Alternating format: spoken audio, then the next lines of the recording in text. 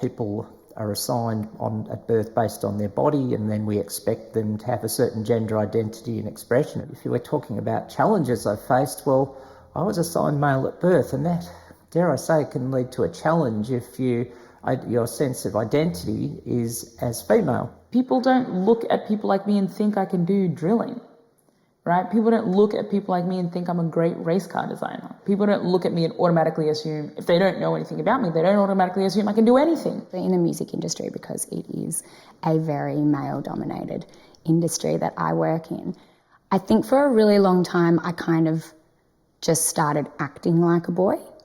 I just started acting like they acted.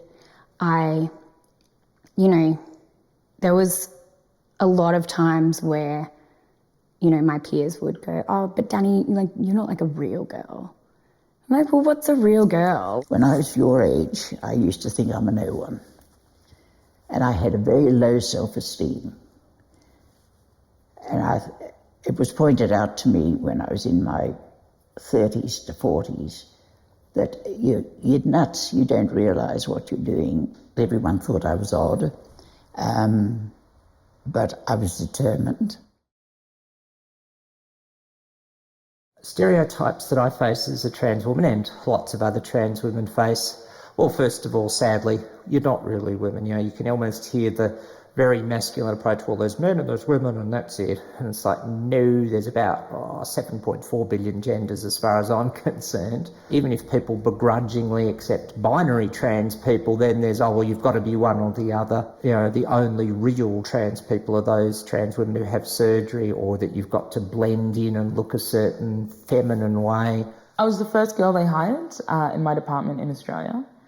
My boss was like, so, in the interview, do you need any specialist equipment because you're a woman? And I was like, trousers with more booty space? I'm not quite sure what you mean by specialist equipment.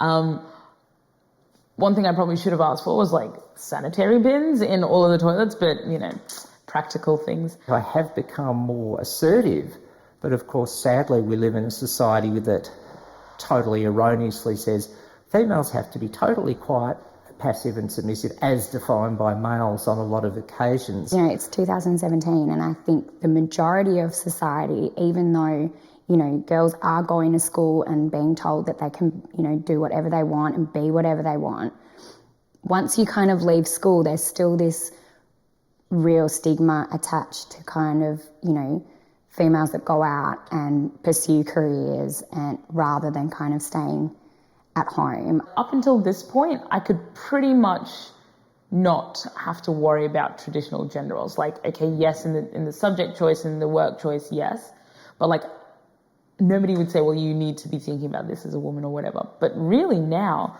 all my friends are getting married, all my friends are having kids, and the conversations have now turned from being, well, what can you do as an individual, to actually much more traditional. It's funny the reactions that you get when you kind of go, oh, no, I don't really think that I want to have children. And people don't know what to say to you. And I've had a lot of people kind of say things to me like, oh, are you not able to? If you think about sort of culture and expectation and so on, it's totally understandable, because value for women has always come from, your ability to be a mother and your ability to hold a family. Get away from the feeling that you always have to talk or you always have to prove. You don't. In the end, you've got to be true to yourself. Just stick to your beliefs and stick to your values, and that's not easy in a world that does seem to be very intensely against those things at times.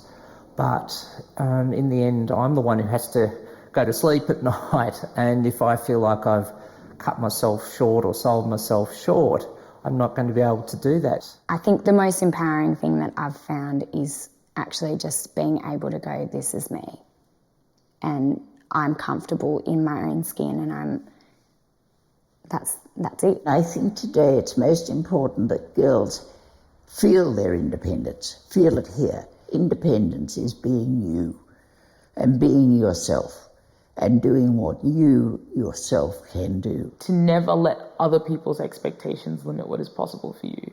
Because I think everybody, like by and large, people will tell you advice that is a projection of their own lives, right?